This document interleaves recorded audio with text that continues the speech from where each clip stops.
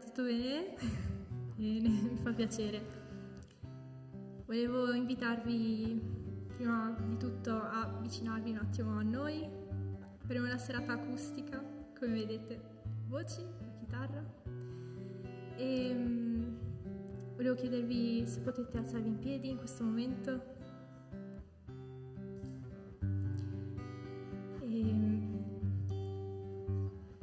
Che bello, siamo qua sabato, la sera, giovani, riuniti per Dio e stare assieme come comunità. Ed è bello vedervi, è bello stare insieme, vicini e sopportarci nonostante tutto quello che sta succedendo adesso. Quindi in questo momento farò una preghiera e vi invito a chiudere gli occhi e a pensare a quello che avete fatto durante questa settimana, pensare alla vostra famiglia, pensare alla vostra scuola, pensare alla vostra salute, alla salute dei vostri familiari. E grazie Padre per questa serata, grazie per tutte le persone riunite qua, che sono venute qua per lodarti. Sono venute qua per vedere il tuo volto, per sentire la tua parola, Padre. E ti ringrazio per queste persone, ti ringrazio per le loro vite. Benedici ognuno di loro, Signore. Grazie perché abbiamo l'opportunità di essere qua, Signore. Grazie perché sei un Dio buono, ci dai tante cose e noi dobbiamo essere soltanto grati di questo, Signore. Grazie per tutto quello che fai, grazie per questa serata, grazie perché fai tutto questo per noi, Signore, e fa che noi possiamo venire qua con un cuore aperto, un cuore che vuole cercare te, un cuore sofferente, e riempici di te, Signore, riempi questa chiesa in questo momento della tua presenza, Signore, che tu possa manifestarti in questo momento, Padre. Benedici questa lode, benedici queste persone che possono cantare con amore, con lode, Signore, e possono cantare a te, Signore. Grazie, Padre, e grazie per tutto. Nel nome di Gesù, amen. Amen.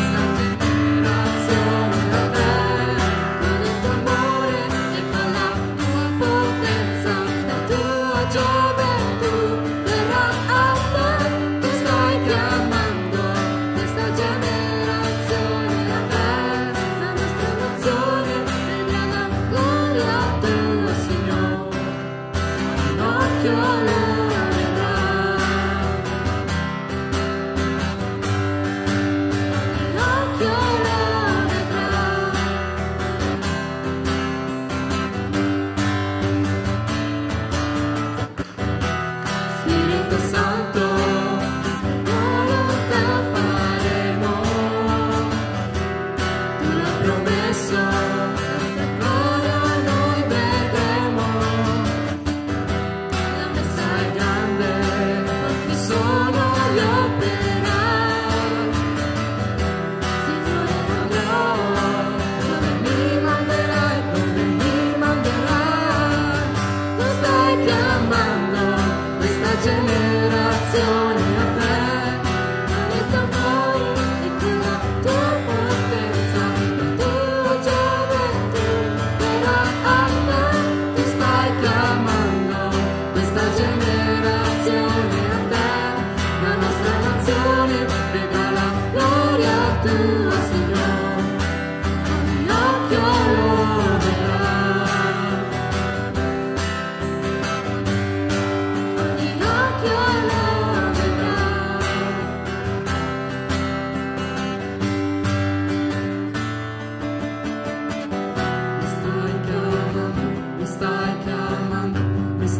chiamando a te, Signore, mi stai chiamando, mi stai chiamando, mi stai chiamando a te, Signore, ci stai chiamando, ci stai chiamando, ci stai chiamando a te, Signore, ci stai chiamando, ci stai chiamando, ci stai chiamando a te, Signore.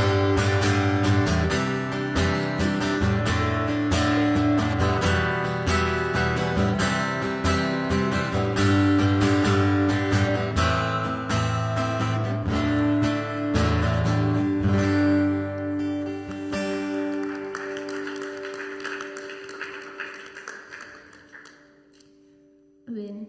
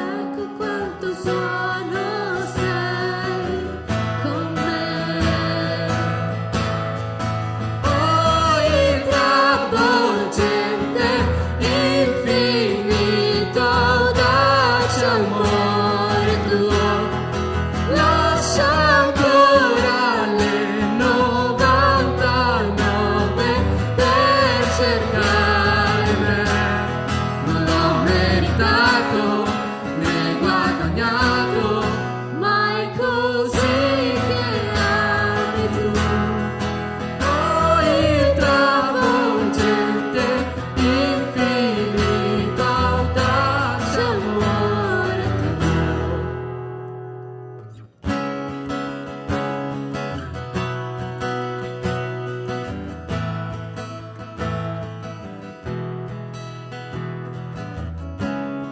lottavi per me, non ero un nemico tuo. Ecco quanto buono sei con me.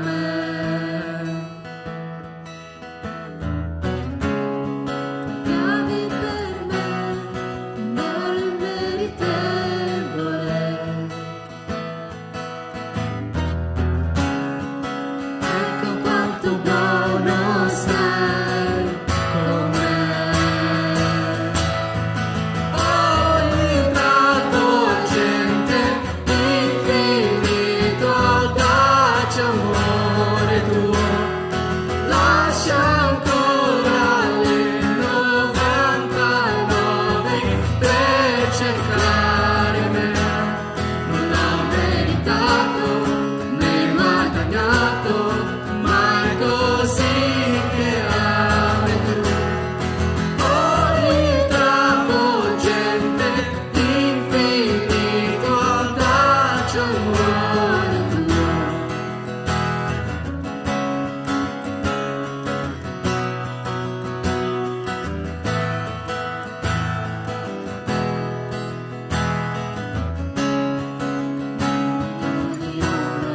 Storia di montagna per raggiungere, abbatto di barriera, faccio di menzogna per raggiungermi, illumina ogni ombra, scala di montagna per raggiungermi. Abbacio di barriera, scaccio di menzogna per raggiungermi. Illumina ogni ombra, scalo di montagna per raggiungermi. Abbacio di barriera, scaccio di menzogna per raggiungermi. Illumina ogni ombra, scale di montagna per raggiungermi.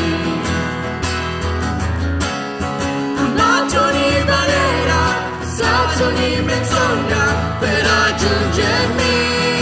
Oh, il travolgente, infinito, audace amore tuo, lascia ancora le 99 per cercare me. Non l'ho meritato né guadagnato, ma è così che ami tu. Oh, il travolgente, infinito, audace amore tuo. Grazie. Grazie Padre perché hai un audace amore. Tu sei colui che ci ha scelto, colui che ci vuole bene, colui che ci cerca quando nessuno ci vuole cercare, quando siamo da soli, quando ci sentiamo da soli. Tu sei sempre lì, Signore. Ti ringrazio, Padre, perché ci dai tanto amore e soltanto tu ci puoi riempire. Puoi riempire tu quel vuoto che abbiamo dentro, Signore. Quelle dipendenze, Signore. Quella pigrizia, Signore. Quelle malattie che abbiamo, Signore. Tu ci puoi riempire, tu ci puoi guarire, Padre. Io credo in questo. Grazie, Padre, per questo. Grazie. In nome di Gesù. Amen.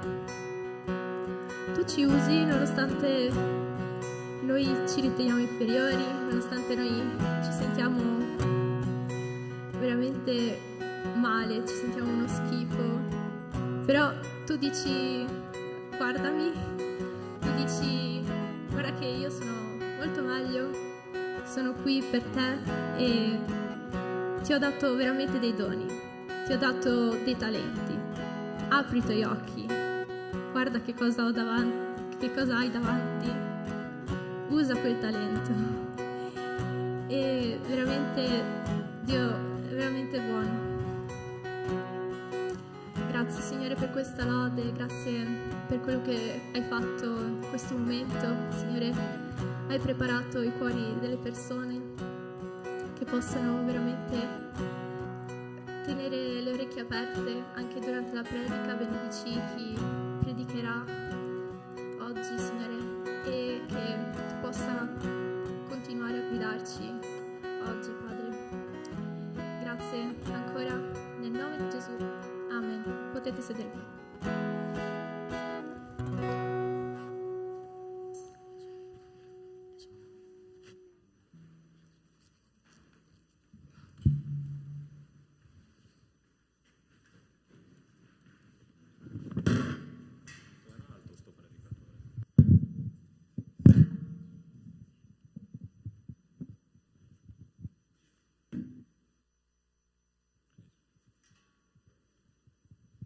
Buonasera.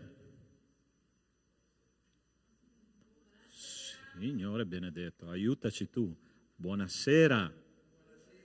Ok, un pochino meglio, ma ci lavoriamo su. Allora, cosa stiamo studiando con la parola di Dio nei nostri culti del sabato? La vita di chi?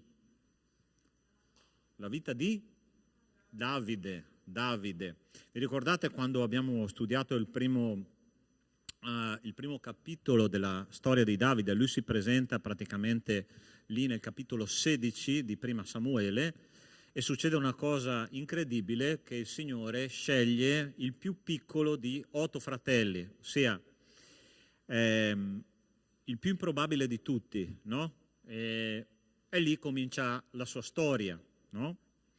È interessante che la parola di Dio dice che il Signore ha unto Samuele, attraverso il comandamento di Dio, ha unto Davide davanti a tutti i suoi fratelli, ossia valutando quel ragazzino esattamente secondo il suo cuore e non secondo l'aspetto. Capitolo 17 è un capitolo di vittoria, no? Un pochino di tempo dopo, vi ricordate che lui va a combattere contro il gigante Golia, no?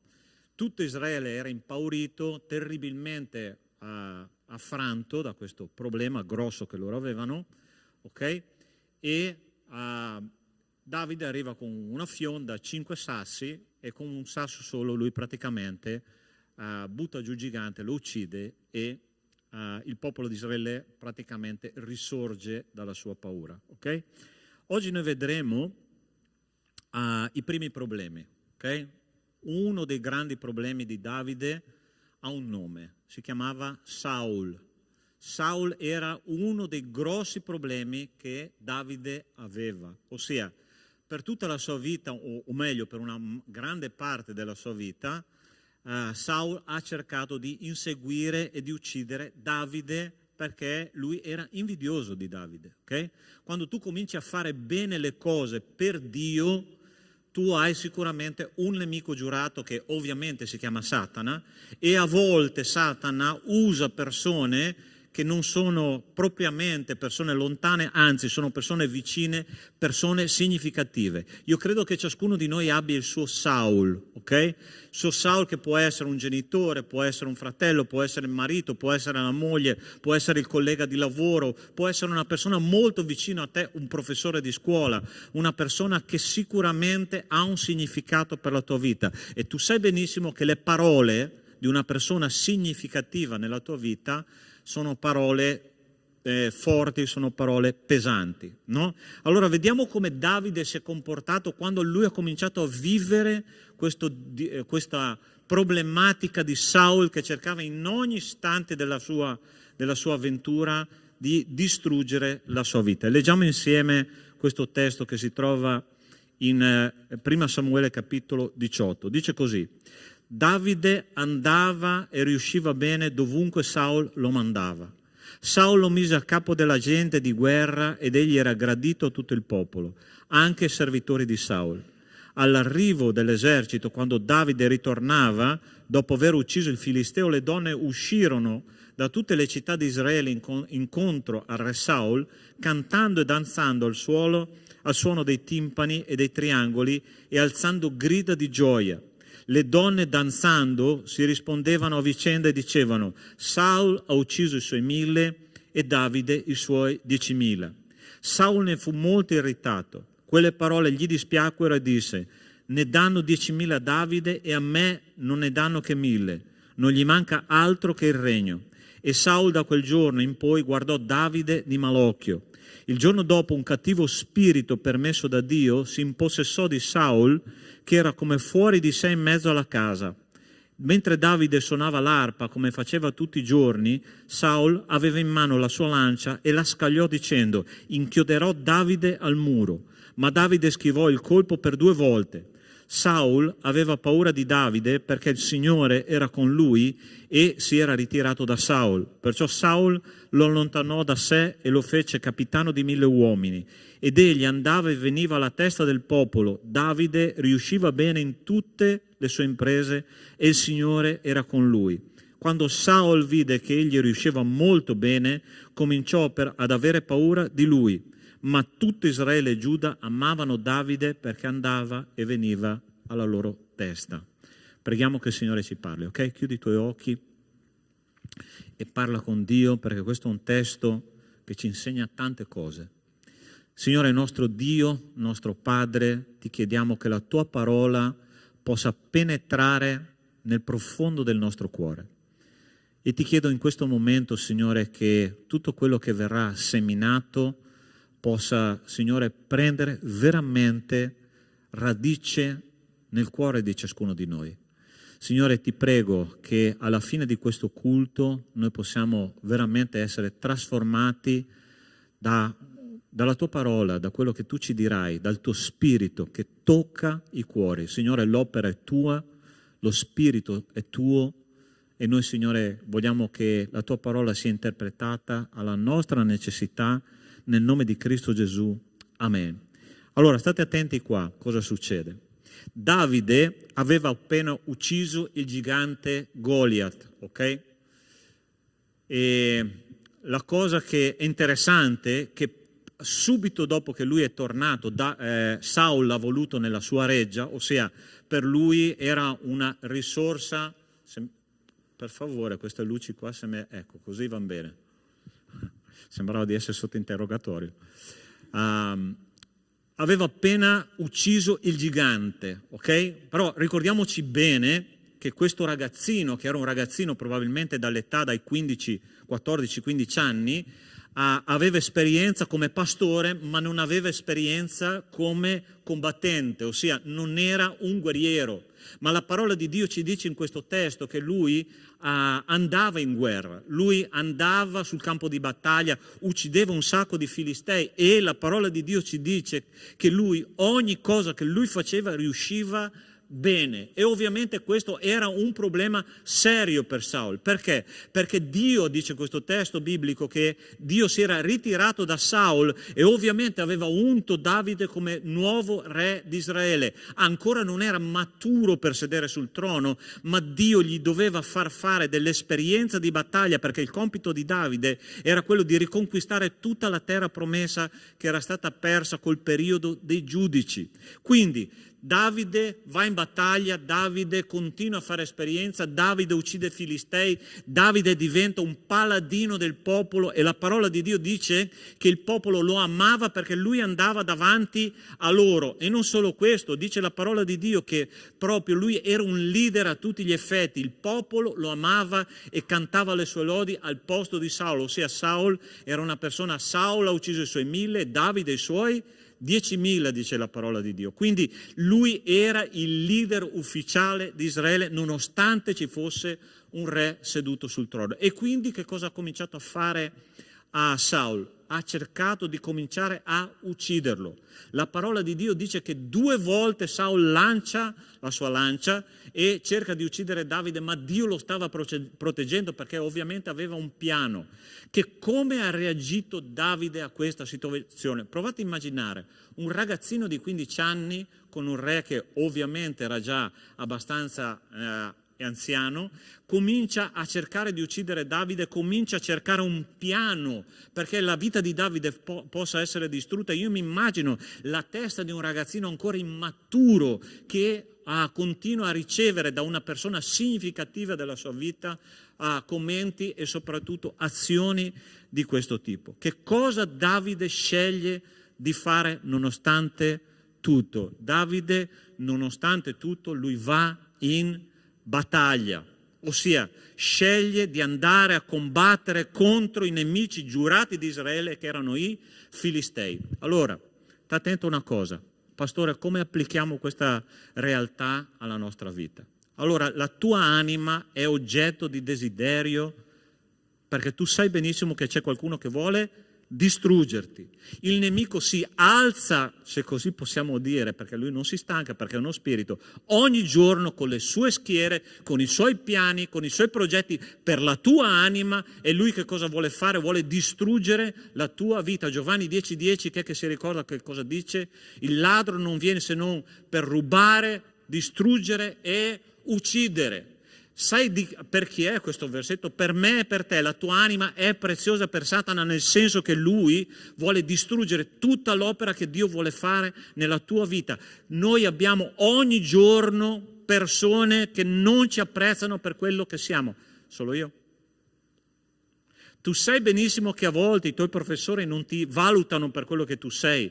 Tu sai che i tuoi datori di lavoro non ti valutano per quello che tu sei. Tu sai che a volte i tuoi genitori non ti valutano per quello che tu sei. A volte anche i tuoi amici ti valutano male per quello che tu sei. E a volte quegli amici che si dicono amici trovano un cerchio di amicizie che cominciano a parlare male di te. Cosa tu faresti in questo caso?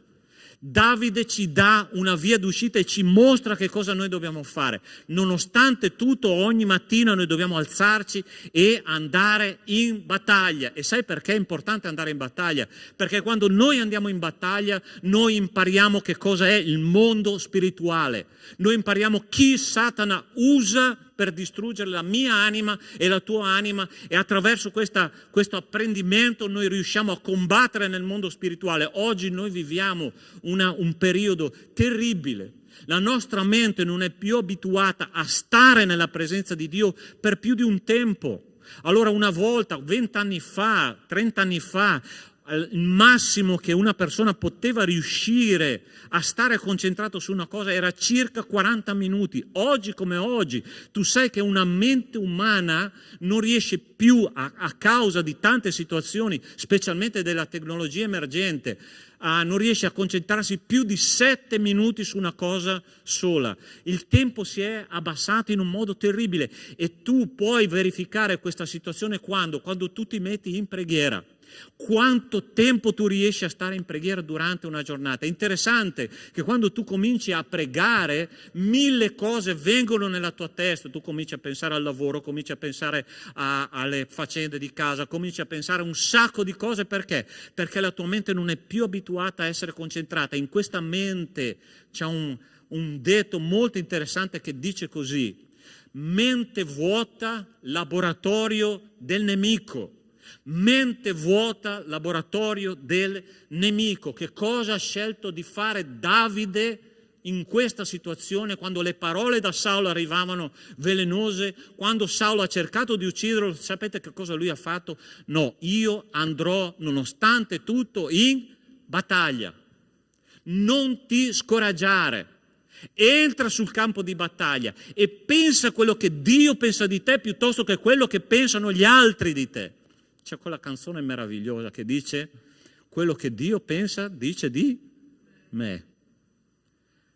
Troppe volte, cari miei, nella nostra mente entrano le bugie del diavolo, e spesso il tuo Saulo personale se ne approfitta di te, e sono persone molto vicine a te delle volte.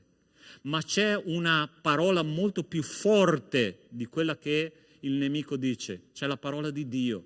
E Davide aveva scelto di ascoltare la parola di Dio. Davide, io ti ho scelto per essere re di Israele, io ti ho scelto per essere un combattente, io ti ho scelto per essere il capitano dell'esercito, e io, dice Davide, andrò nonostante tutto in battaglia. Quante volte ti sei alzato la mattina facendo: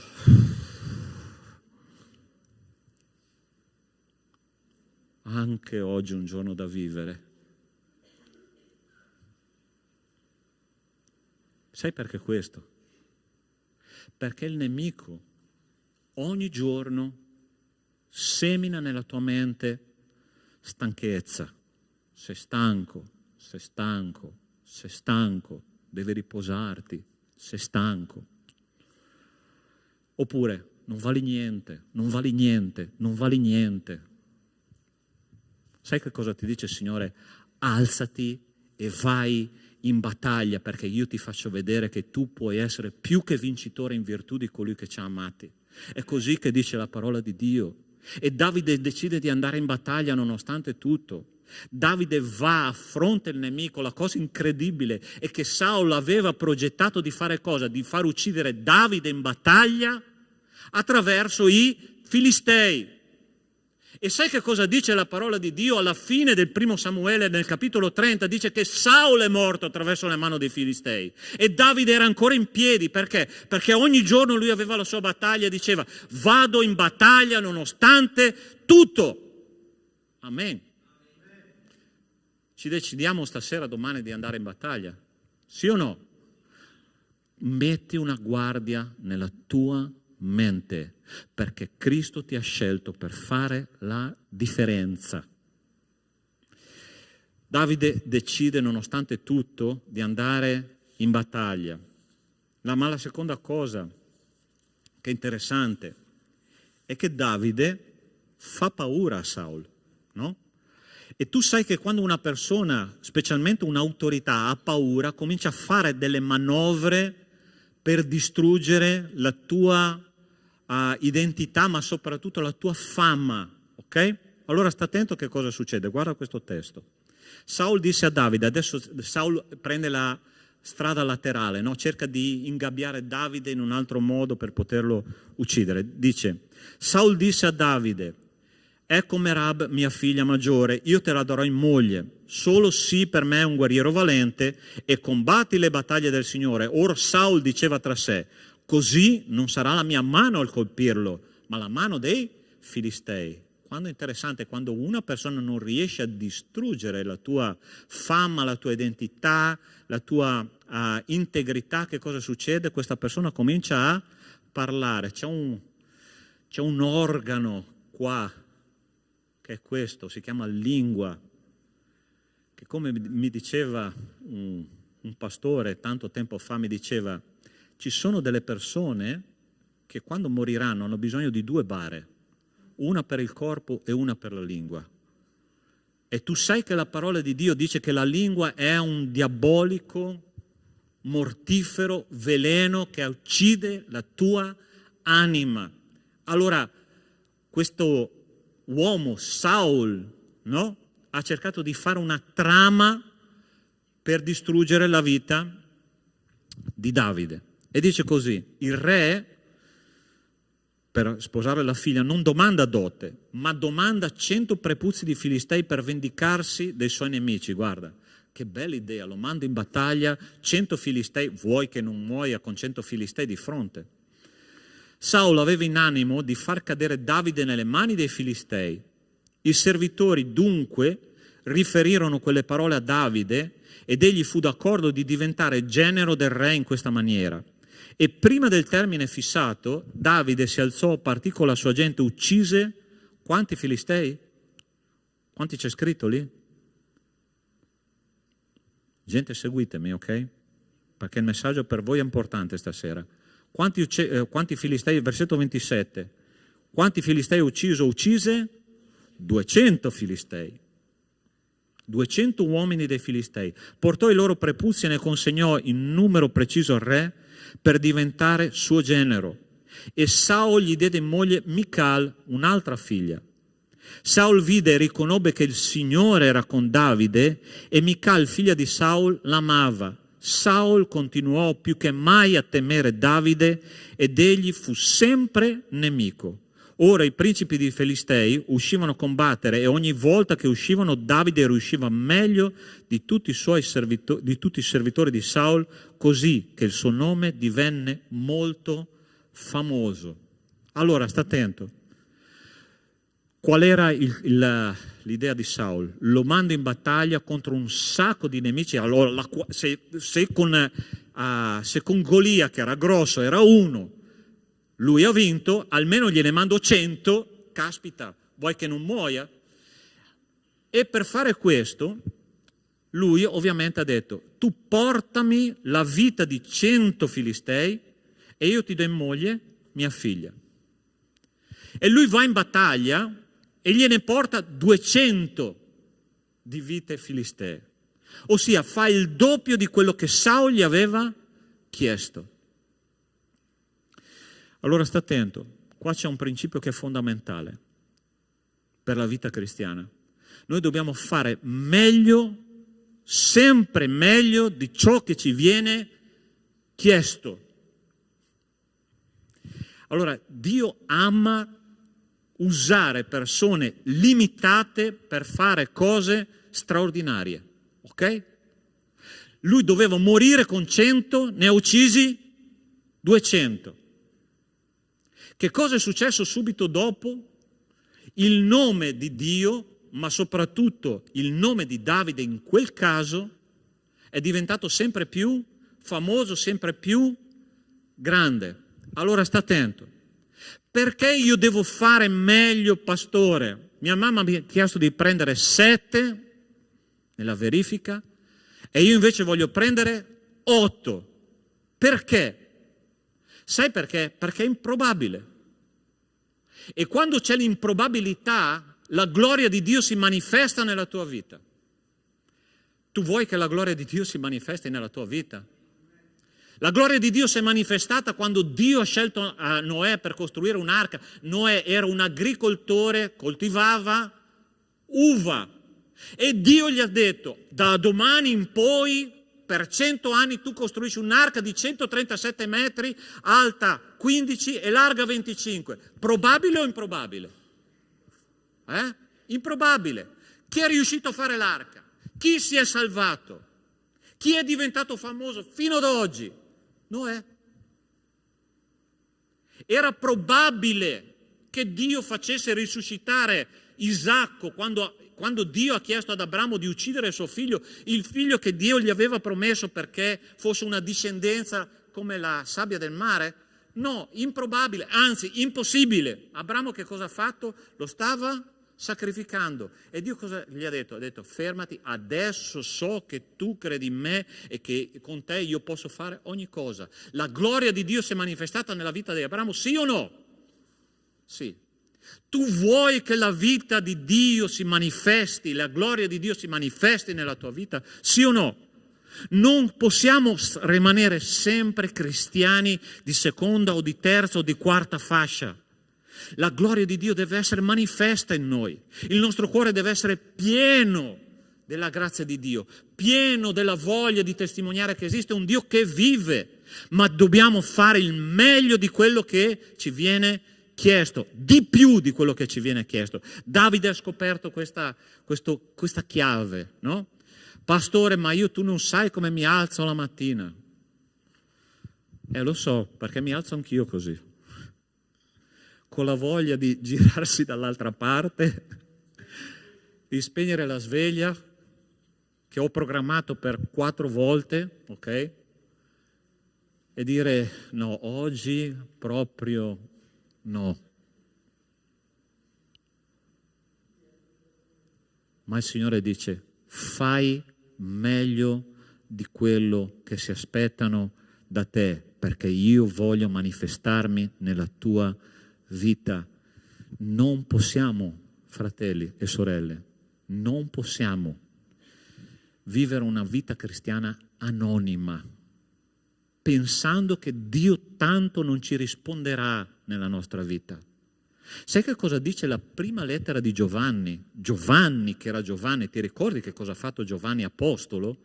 Era il Boanerges, il figlio del tuono, quello che voleva far scendere fuoco dal cielo perché un villaggio dei Samaritani non li ha accolti. Sai che cosa, quando scrive la prima lettera di Giovanni, aveva circa 95 anni quando l'ha scritto, ok? Un vecetto proprio. Ha detto: quello che noi abbiamo toccato, quello che noi abbiamo contemplato, quello che noi abbiamo visto, la parola della grazia, Cristo. Allora ti faccio una domanda. Per te Cristo è una cosa reale? È una cosa che vivi ogni giorno? È una cosa che tu tocchi, che senti, che parli, che dialoghi con Lui? O è solo una teoria che ti hanno insegnato nella tua famiglia? Perché se solo una teoria, hai bisogno di fare un passo in più e di lasciare che Dio si manifesti nella tua vita, che la gloria di Dio si manifesti nella tua vita. È così che funziona, cari miei. Ma dobbiamo fare il meglio di quello che Dio ci chiede. Se Dio ci chiede 100, diamo 200, perché è così che funziona con Dio. E Dio sarà talmente felice di manifestarsi nella nostra vita che tu neanche ti puoi immaginare. Sai che cosa dice la parola di Dio nella Sermone sul Monte? Beati mansueti, ossia quelli che si lasciano guidare, perché a loro appartiene la terra, ossia ti appartiene tutto. Tutto. Quindi, prima cosa, ripassando, nonostante la depressione, nonostante lo scoraggiamento, scegliamo ogni giorno di andare in battaglia. Secondo punto, diamo di più di quello che ci viene chiesto. Ma c'è una bella sorpresa per te.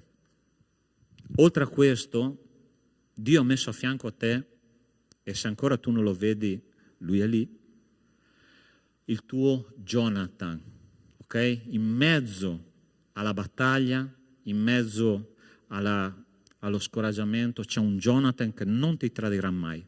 Allora, la parola di Dio dice, sempre in 1 Samuele 18, dice: appena Davide ebbe finito di parlare con Saul, Jonathan si sentì nell'animo legato a Davide e Jonathan l'amò come l'anima sua. Da quel giorno Saul lo tenne presso di sé e non permise più che egli tornasse a casa di suo padre.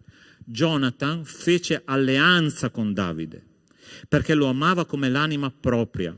Perciò Jonathan si tolse di dosso il mantello, lo diede a Davide e così fece delle sue vesti, fino alla sua spada, al suo arco e alla sua cintura.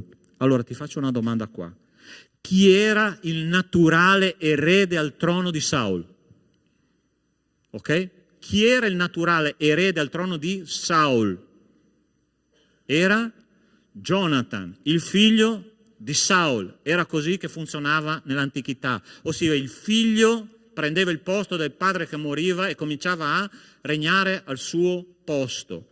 Ma Dio aveva fatto un disegno di unire queste due anime, Jonathan e Davide, in un modo incredibile. E questa non è solo amicizia. La parola di Dio dice che qui hanno fatto una alleanza. Un'alleanza era una cosa talmente forte e talmente solida che nessuno poteva distruggere un'alleanza. L'alleanza che Dio fa con noi quando noi diventiamo suoi figli non può essere spezzata da nessuno. Perché? Perché è un'alleanza che Dio fa con noi e dipende esclusivamente da Dio. Anche se noi rompiamo o cerchiamo di rompere l'alleanza, Dio, dice la parola in 1 Timoteo, dice che se noi diventiamo infedeli, Lui rimane fedele perché non può rinnegare se stesso. È così che dice la parola di Dio. Tu puoi anche combinarle, ma il Signore non lascia le sue promesse, non lascia il suo patto, cercherà in qualche modo di portare a termine la sua promessa. Ok? È così che funziona nel mondo spirituale. Allora sta attento. Jonathan fa alleanza con Davide perché Dio aveva un piano per legare queste due anime. E Jonathan protegge Davide dalle pazzie del padre.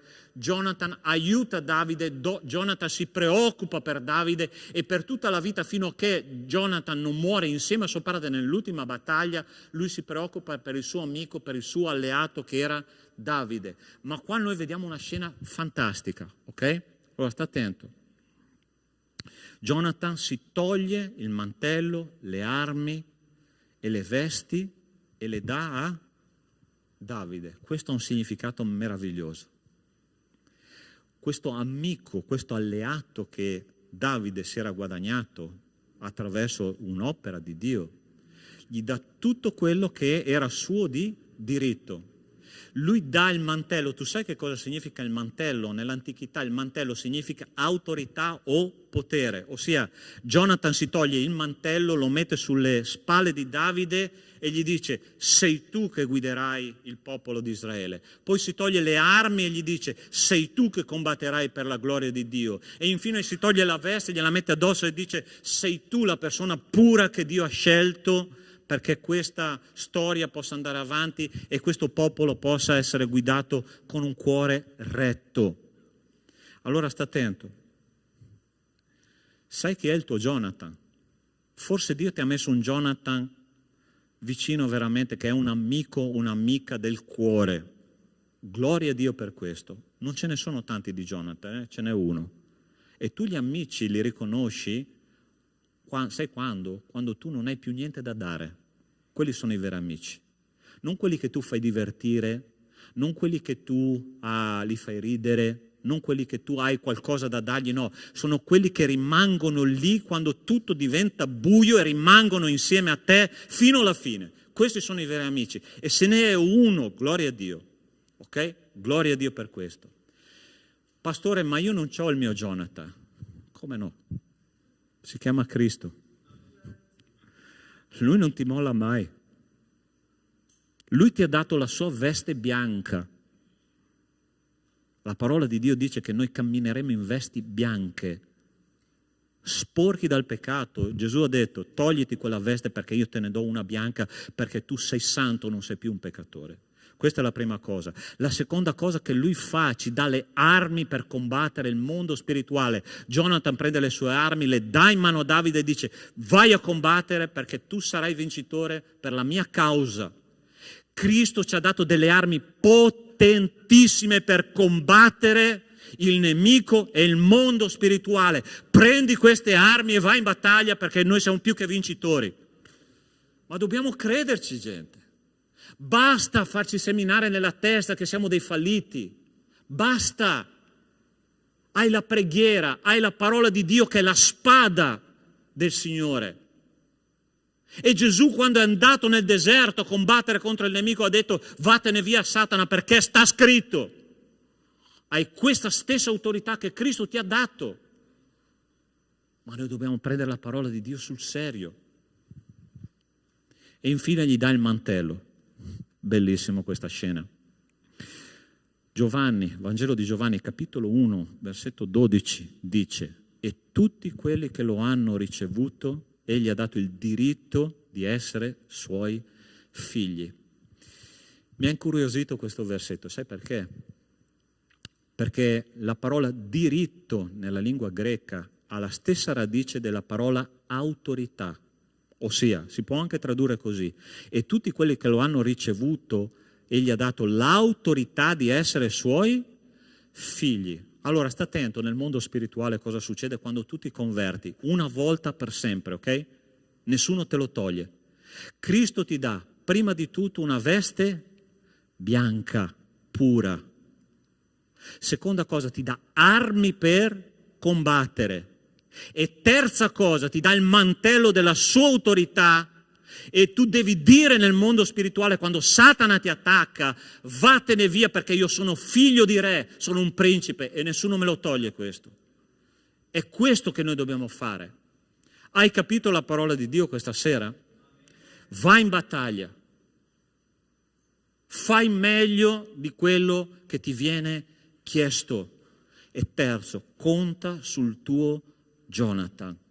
Lui è sempre lì, vicino a te, non romperà mai la sua alleanza con te, perché lui è fedele, il Cristo Gesù, il Signore. Amen? Hai capito la parola di Dio? Sì? Ok? Io voglio chiederti di alzarti in piedi adesso. E voglio chiederti di pregare insieme a me, ok? Ma in questo momento ti chiedo anche di fare un gesto simbolico, ok? Per dire: Signore, io voglio fare come Davide ha fatto. Sono stanco di un cristianesimo a metà, al 30%.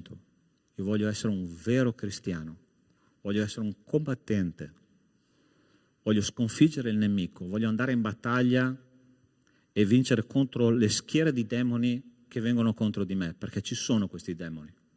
Appena tu ti converti, che tu voglia o no, loro sono già pronti a farti cadere per terra. E oggi io voglio fare una cosa particolare, ok? Io vorrei chiedere proprio a Dio di spezzare le catene spirituali questa sera. Ciascuno di noi ha una breccia dove il nemico cerca sempre di entrare. Non siamo perfetti, ok? Abbiamo un punto debole. Tu conosci il tuo, io so qual è il mio, ok? Io so qual è il mio, ma tu devi conoscere il tuo. Il nemico sempre cercherà di forzare l'apertura in quel punto.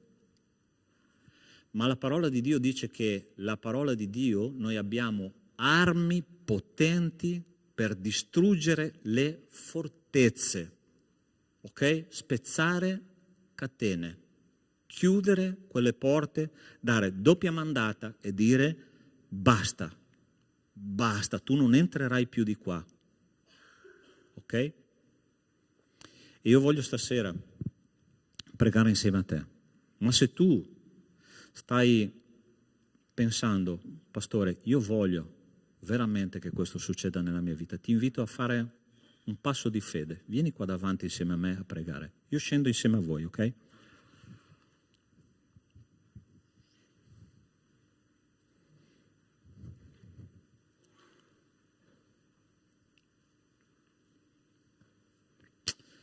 Amen.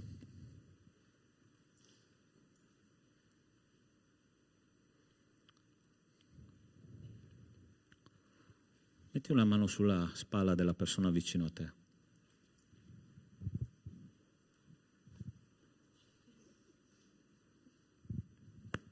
E chiediamo a Dio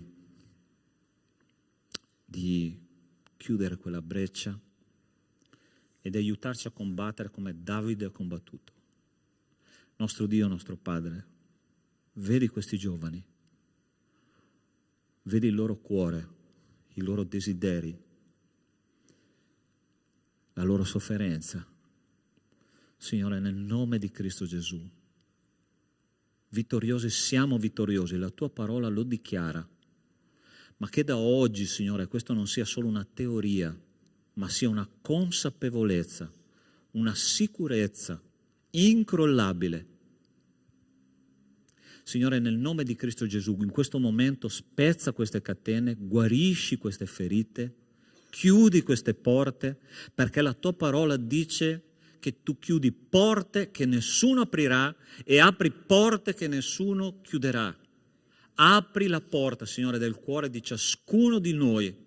Abbiamo bisogno di riempirci della tua grazia e di essere dei vittoriosi in questa vita. Non permettere più, Signore, che le nostre menti servano agli attacchi del nemico, ma che servano per la tua gloria. Benedici, Signore, questa generazione e che tu possa veramente renderli un esercito che non appare. Nel nome di Cristo Gesù. Amen. Amen. Ti benedica. Okay? Dai un abbraccio alla persona vicino a te.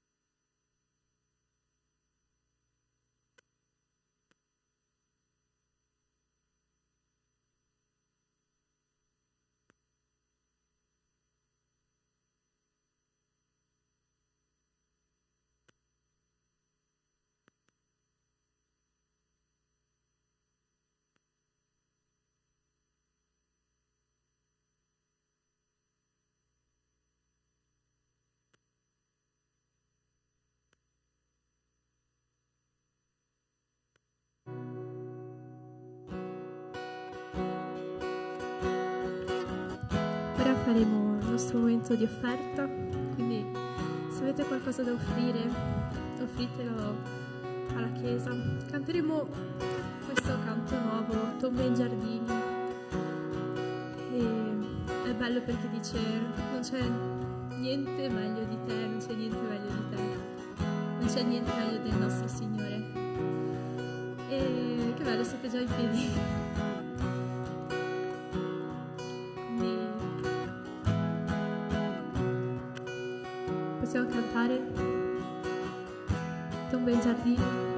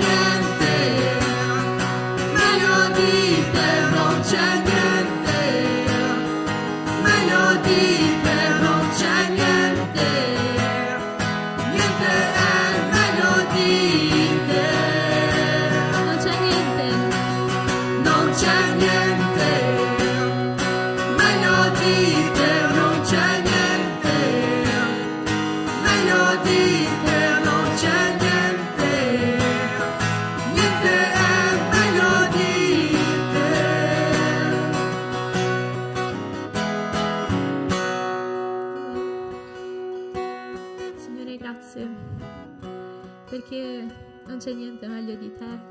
Grazie per chi ha offerto oggi, Signore, per chi ha dato qualcosa in somme monetarie, Signore, che stai costruendo questa chiesa ogni giorno, hai un progetto per questa chiesa e stai facendo grandi cose, Padre. Ti ringrazio per questo, ti ringrazio per questa generazione, ti ringrazio per queste persone qua oggi che hanno voluto ascoltare la tua parola, hanno sentito la tua voce e hanno consegnato i loro cuori a te, Signore.